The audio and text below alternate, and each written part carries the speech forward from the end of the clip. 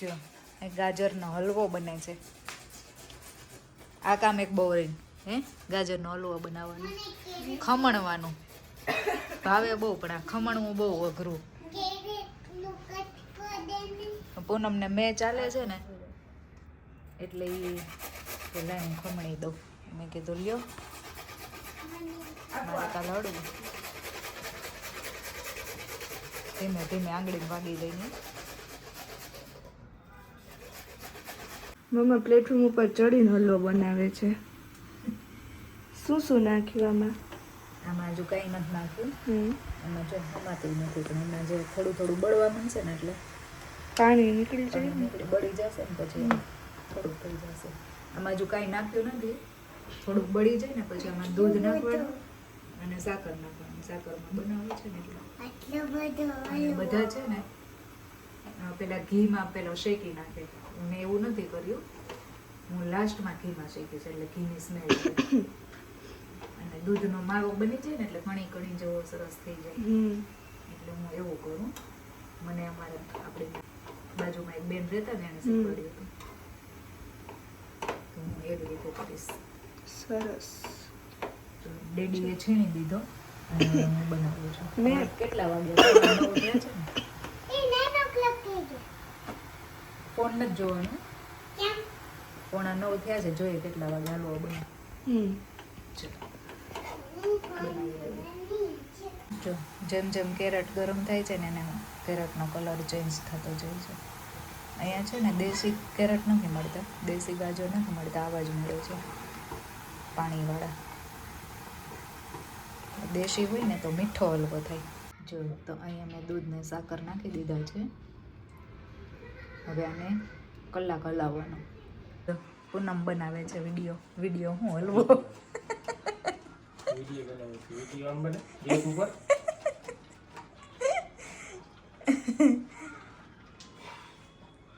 બહુ મસ્ત મીઠો મીઠો હલવો બનવાનો છે પૂનમમાં.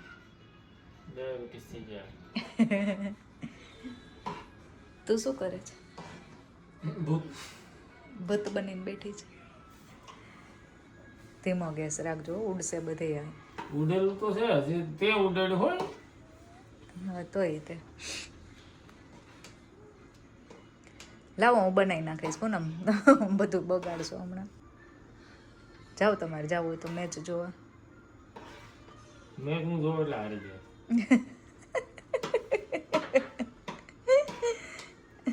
Hello, welcome back to our new vlog. જય શ્રી કૃષ્ણ, જય માતાજી.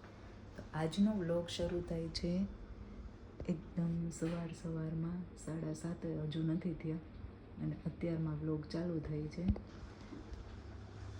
બિકોઝ કાલે જો હલવો અમે બનાવીને નહોતા સૂતા, વહેલા સૂઈ ગયા હતા. હલવો તો બહુ આવેલો, હજુ ક્યારે બનશે તો મેં અત્યારમાં ચડાવી દીધો છે પાછો. કેમ કે કાલે પાછું આજે પાછી સ્કૂલ છે એટલે છોકરાઓને જવાનું હતું સ્કૂલે, એટલે વહેલી સુવડાવવી પડે ગીશુને, નહીંતર એ સવાર ઉઠે ને એટલે 10 વાગી ગયા હતા. તોય દૂધ બળતા છે ને બહુ વાર લાગે એટલે જો અત્યારે મેં પાછો ચડાવી દીધો છે ગેસ ઉપર. અને અહીંયા બને છે લંચ બોક્સ માટે અપમ. એટલા બની ગયા છે વેજ અપમ.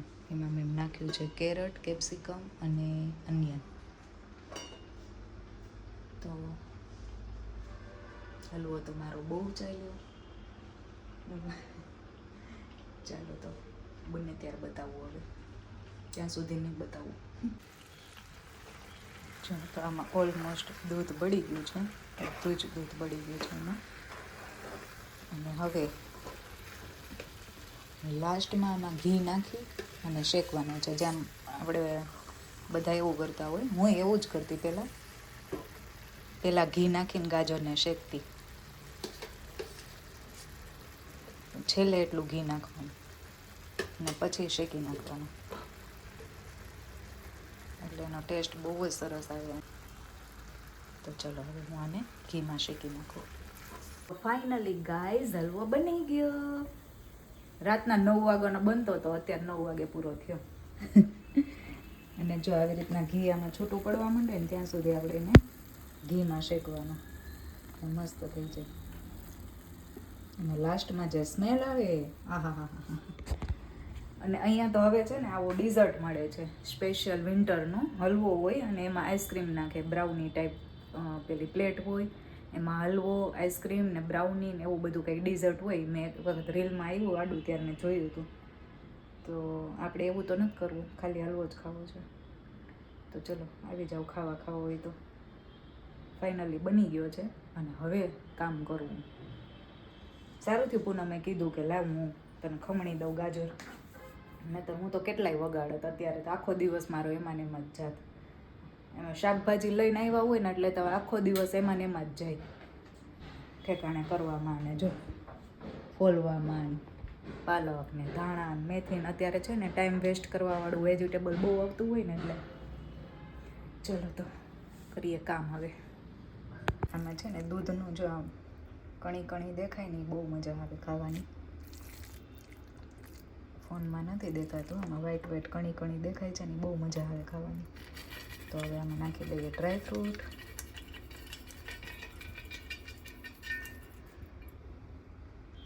કેટલો થોડોક ભગવાનને ધરાઈ દો પહેલાં.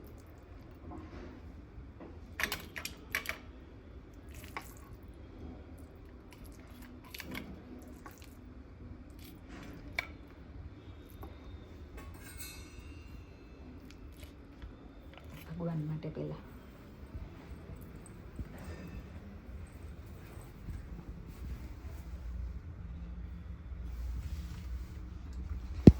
જો આજ કાનો કેવો રાજા જેવો લાગે છે. આ પાઘ મને બહુ જ ગમે છે, રાજસ્થાની પાઘ એટલો મસ્ત લાગે રાજા જેવો. રાજા જ છે ને કા.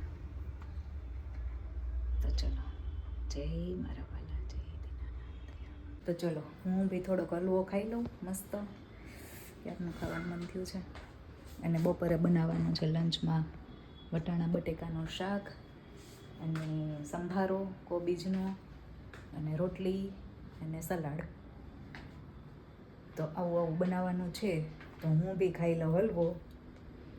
અને વિડીયો ગમ્યો હોય તો લાઈક શેર એન્ડ સબસ્ક્રાઈબ. અહીંયા કરીએ વિડીયોનો એન્ડ અને મળીએ નેક્સ્ટ વ્લોગમાં. ત્યાં સુધી બાય જય શ્રી કૃષ્ણ, જય માતાજી.